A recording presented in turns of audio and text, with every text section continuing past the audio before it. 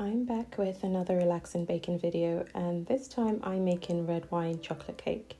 This is one for the adults who want to indulge. If you've ever had a chill evening with a glass of red and a square of dark chocolate, then you'll love this.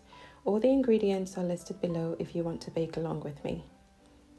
Start off by combining soy milk with apple cider vinegar to create a vegan buttermilk, and set that aside. This step will ensure that the cake is soft and moist. Next, mix all the dry ingredients together in a large bowl. I'm using 2 cups of self-raising flour, 1.5 cups of sugar, 1 cup of cocoa powder, 1.5 teaspoons of baking powder, 1 teaspoon of baking soda, and half a teaspoon of salt. Ideally, you want to sift all the dry ingredients together, especially if your cocoa powder is clumpy. But this is a very forgiving recipe, so it's not always necessary. If you are in the US, then you can use all-purpose flour combined with a baking powder and baking soda, but I recommend using up to 2 teaspoons of baking powder and 1.5 teaspoons of baking soda to ensure a good rise for the cake.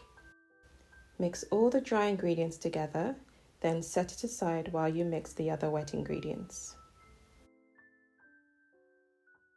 I combined applesauce, vanilla extract, melted coconut oil, and red wine. Drop a like for my daughter's guest appearance. She's at the age where she derives joy from rummaging through our pots and pans, which is just the cutest thing. It's also the reason why I have to record voiceovers for my videos, otherwise there'd be all kinds of lovely background noise. I'm using a dry red wine in this recipe, courtesy of Naked Wines. I actually have a promo code in the description if you fancy stocking up on a bottle or 2 of wine. You can also check out my previous video where I used red wine in a lentil bolognese. The next step is to add both the buttermilk and red wine mixture to the dry ingredients. Gently mix until there are no flour or cocoa powder streaks. As I say in all my cake videos, don't mix too vigorously, otherwise the final cake texture will be more dense than fluffy. It's okay if there are a few tiny lumps. For any larger lumps, just use the back of your spoon to press them against the side of the bowl.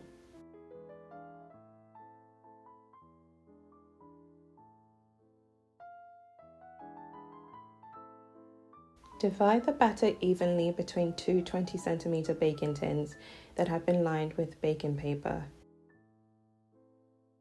Smooth out the top with the back of a spoon, then pop in a preheated oven at 180 degrees Celsius for 30 to 35 minutes. To really lean into the red wine chocolate combo of this cake, I spooned a small amount of red wine over each sponge while they were still warm. Then I left them to cool completely before decorating.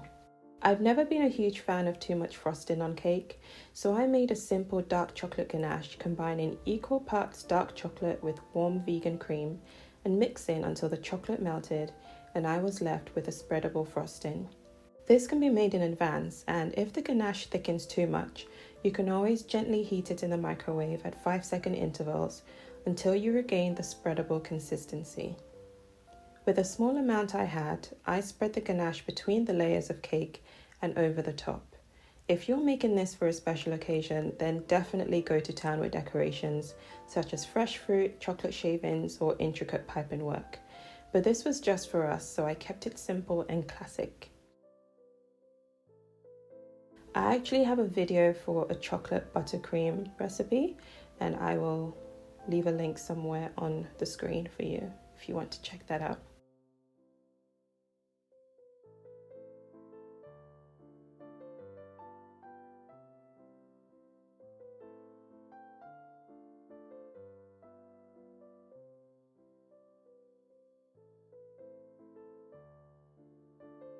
This cake came out beautifully. There was real complexity with the flavor thanks to the red wine. It was soft, rich, and absolutely delicious. Red wine is such an easy way to elevate a basic chocolate cake. Let me know if this is something you would like to try. I hope you enjoyed this one. Be sure to subscribe to my channel. I post a new video every week, and I'll catch you next time. Bye!